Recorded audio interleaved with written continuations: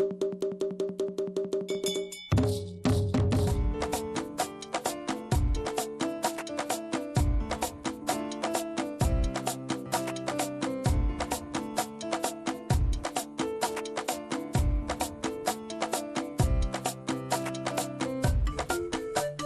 you want to be successful, you have to be consistent.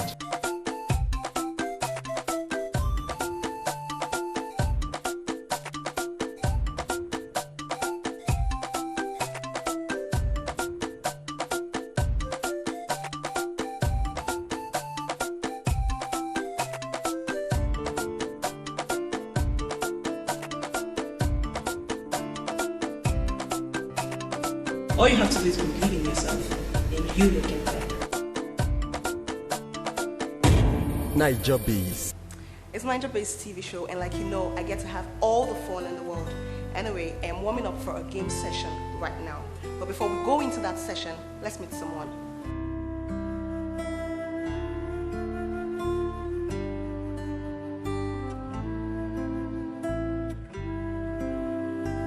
It's Idagbor TV show, and it's the time of the show when we get inspired, motivated, and of course thrilled.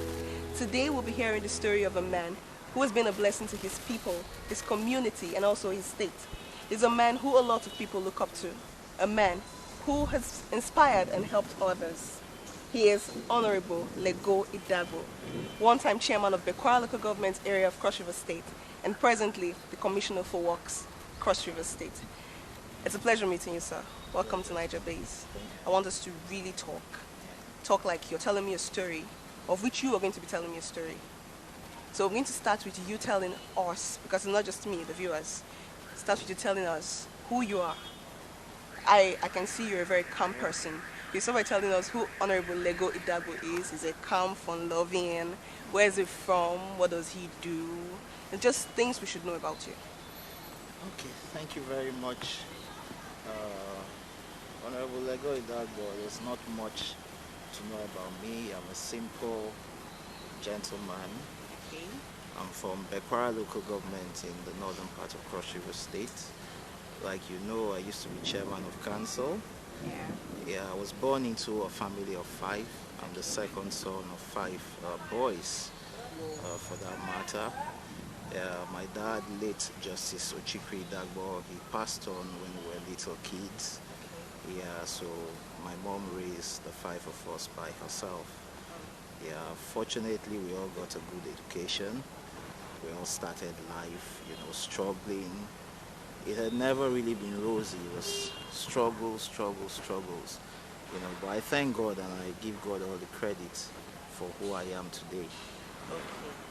You know, I was going to go into that, but you've already told me what it was like growing up. Yeah, that's a piece of it. Okay. So, you know, as children, we all had dreams and aspirations. We all wanted to become something in future. What was that thing you wanted to become? You won't believe it, too. Growing up in school, what I always wanted to become was an astronaut. I'd always said to my parents that I would like to be an astronaut, you know, and they kept telling me astronomy is good, but not many Nigerians have been into astronomy, you know. So I saw myself as a young boy then. I saw myself as someone that was going to be the first African to probably be in the moon, you know, to probably go to other planets and all that. And I meant it. I had a serious passion for astronomy. I read a lot of books on astronomy and all that, but life had its own plans for me. Okay. So did you work towards that dream at all, or did you just let it go? Yeah, I kind of worked towards it in terms of reading, in terms of studying, reading astronomical books, getting to know what the galaxies were all about. I worked towards it. You know, the turning point in my life was when I lost my dad as a young lad. My dad was a judge of the High Court, you know, and in our family nobody was reading law, you know, and then everybody just sort of saw me as this person that should take over from where my dad stopped, you know. So they called me for a family meeting and said, well, it's good, I had lofty dreams of being an astronaut, going into the sciences and all that, but they were thinking that I should give it a second thought. I should take up a profession in law, You know, and to do that, I had to change all of a sudden to arts. I recall dropping courses like chemistry and biology going into senior secondary school. You know, I'm picking up courses like history, you know, and other arts courses, economics and the rest of them. You know, initially I was not very happy about it. It was like a burden, dropping my dream, you know, but at the end of the day, they say all things work together for good, so it's probably the will of God.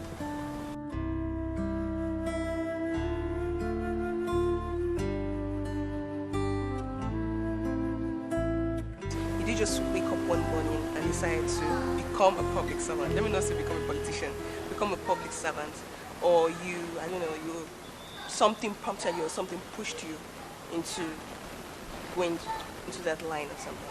You know, public service, that's why I say I don't like to see myself as a politician. You know, because to me a politician is someone that has taken up the profession of politicking. Any way it comes, he takes it and he follows it up, you know. But to me, public service is about being called to serve your people, you know. And I set out being a lawyer, like I said. You know, I finished from law school. I started my law practice in Abuja. I had a pretty much successful law practice. You know, I had a partner. We opened the law firm together. My partner used to be my classmate in law school. He was quite a brilliant chap. He graduated with a first class, and then we partnered. I brought the funds, opened the chambers, and he worked with me. We were doing quite well, you know, but from time to time I used to go home to visit my people. And then when I went home, there were so many things that I saw that were not right, you know, and sharing my experiences with my people back home, you know, they kept calling me to come and serve them, that they needed people like me with the exposure, the enlightenment, people that they believe would make a difference in their life. That was how I came into public service. Okay. So did you have any challenges? Because as humans, when we're aspiring to be something or we're trying to see how we can make our dreams come true, we go through a lot of challenges, a lot of struggles. So did you have any challenges or struggles? Yeah, I had. It was an uphill task. Public service on its own is not easy. You know, the reason I say that is that with all your good intentions, you just might mean very well. With all your good intentions, if someone does not give you that opportunity to serve, there's no way you can end up serving. You know, when I came out to join politics or public service, I first contested for the State House of Assembly elections. Yeah, you know, I was new in the business, you know, so I came with clean eyes, believing that 1 + 1 will always be 2. You know, when the people say they like you, they just must like you, and you don't need to do anything much. You just need to follow the trend and things will fall into place. You know, but I learned the bitter way. I ended up not getting the ticket for the House of Assembly seat. And I would have so easily given up on that dream and gone back to my law practice. You know, because I was spending money, I wasn't getting anything out from it. You know, until I met Senator Lee Elimoke. Senator Lee Elimoke at that time was not governor of the state. He was not yet minister. You know, he was coordinating elections for Donald, and he was coordinating all PDP elections. You know, I saw him as a very sincere person. He spoke to me. You know, he kind of wanted me to get to the House of Assembly at that time. You know, but the politics on the ground didn't allow that happen. You know, so he called me and said I should keep faith. I shouldn't give up, you know, I should continue joining him in the politics, and let's see how things go.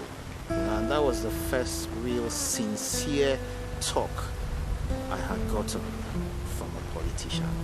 You know, so since that day I saw him as my mentor.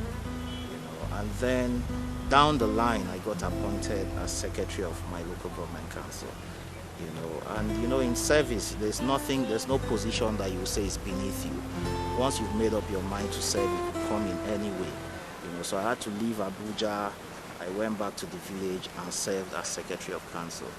I recall at that time, you know, my friends in Abuja would sit down and make jokes at me.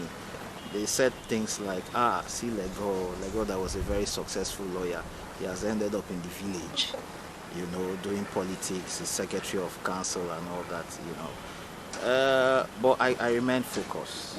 I remained focused, you know, because I knew that we needed to change things. A lot of my people needed to be changed, you know, and serving at the grassroots, you know, it increased the desire in me to make a difference, you know. And then the chairmanship elections came, I contested, and I won. You know, that's how I became chairman. The rest is history, like they say. Okay. So would you say the challenges you faced made you a better and stronger person, or was it some kind of a setback? The challenges always make you stronger, you know, so long as you don't cave into challenges. There are two types of people. There are people that encounter challenges and cave in. There are people that encounter challenges, they stand up and move on, and they surpass those challenges. Actually, you know. there's a saying that whatever doesn't kill you makes you stronger. Exactly. So since your challenges did not kill you, it made you stronger. Exactly. You know, I came out of it more experienced. Right now I can advise someone coming into public service who wants to serve. I can advise and guide them.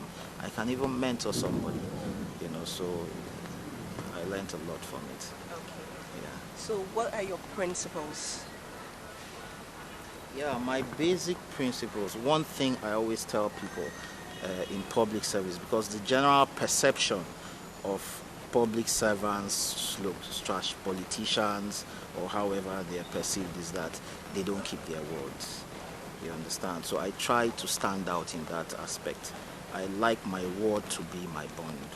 Whatever it is I say, I try to do it. You know, I recall when I was contesting as chairman of Bekwara local government, you know, my first public speech to the people gathered and they really wanted to hear me roll out promises of what I was going to do for them, you know, and they waited, and when I came, my speech was just 2 minutes. It was very brief, and all I told them was that I thank them for the confidence and the faith they've had in me so far, and I can only assure them one thing, that I will not let them down. You understand? And that was what I made sure I did. You understand? I didn't promise I would do this, I would do that. I try not to make promises, but once I do make a promise, I try to keep it. Yeah. If you're given an opportunity to be a child again, or to turn back the hands of time, what's that thing you would have done differently? They say all is well that ends well, so I can't really say there's something I would have done differently. But I do know that losing my dad at a tender age and having my mom cater for all 5 of us was a harrowing experience for us. I remember, you know, in details what we went through as children. You know, sometimes barely able to feed. You know, my poor mom will call us together, will pray, will encourage us to be strong. You know, that the future was bright and all that. You know, so if I could attempt to change things, I would say I wish we didn't go through that. But I think it toughened me and it made me the man I am today, so no regrets.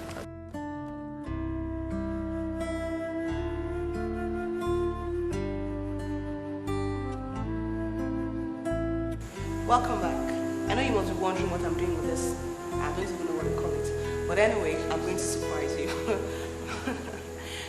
I told you you're going to meet someone, and I believe you have met the person. And I know you also learnt a whole lot from him. He lost his father at a very tender age, but that did not deter him. It didn't stop him from getting to the position where he is today. So it doesn't matter if you've lost a parent or you lost both parents. You can also get to that position where you want to get to. All you have to do is be determined, don't lose focus, and don't be discouraged. We're back at the games room where he is going to tell us his hobbies and what he does at his spare time. Well, thank you very much. My hobbies are lawn tennis. I play lawn tennis at my spare time. Okay. I swim in my spare time. I love playing pools, snooker, you know, and even football. I play football a lot. So which am I going to, you know, I believe I'm going to beat you in one of this. Right time, all I wanna say, God's good, His soul is walking.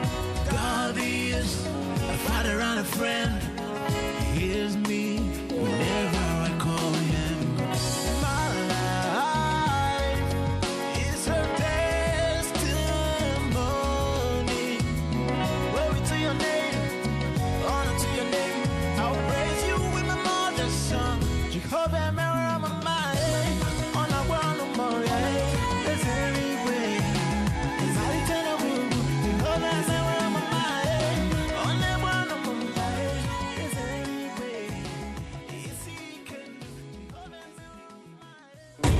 Niger Bees.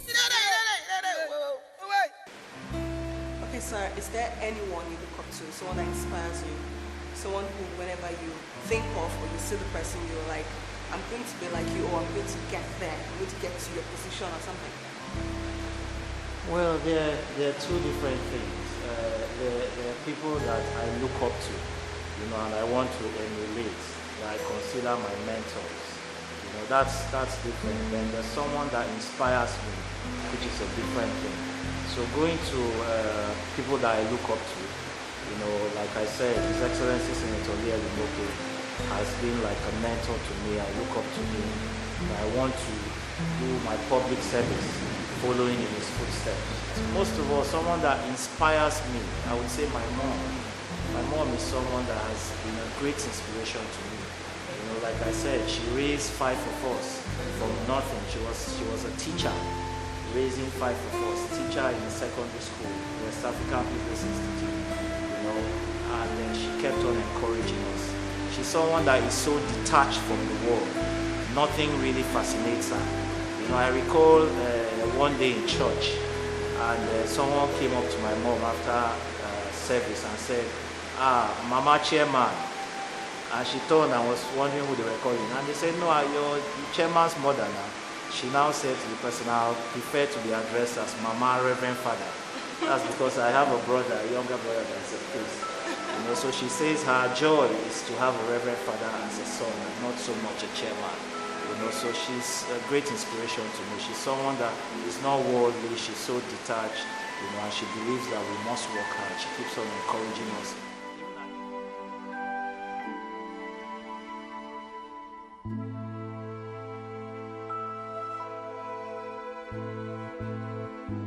What's your advice to the upcoming ones, those who are aspiring to be great, aspiring to get to a particular position?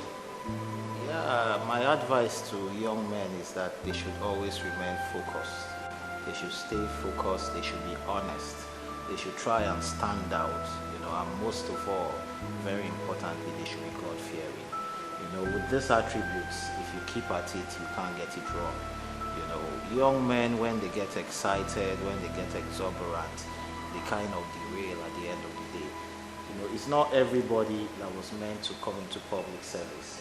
You can still choose any career, and when you're consistent at it, when you're focused and you're honest, success will come. And like I said, when you're God-fearing, so that's my advice generally to young men. Okay, people, you've heard it all. That was Honorable Lego Idagbor, Commissioner for Works, Cross River State. Today is a happily married man with 2 kids, and he has attained a level of success. He lost his father at a very tender age, but he didn't let that deter him. He wasn't discouraged, he was focused, and he got to the position where he was aspiring to get to. It doesn't matter if you've lost a parent or lost both parents. As long as you have dreams and aspirations and you work towards it, as long as you're focused, like he said, you're honest, and above all, God-fearing, you can get to that position where you want to get to. So don't let anything deter you. Don't let anything discourage you. You can be like him. You can be a star. So just keep your dream alive. Niger Bees. Yeah, I am Honorable Lego Idagbor. I'm a proud Nigerian. I like to say proudly Niger, and you're watching Niger Bees.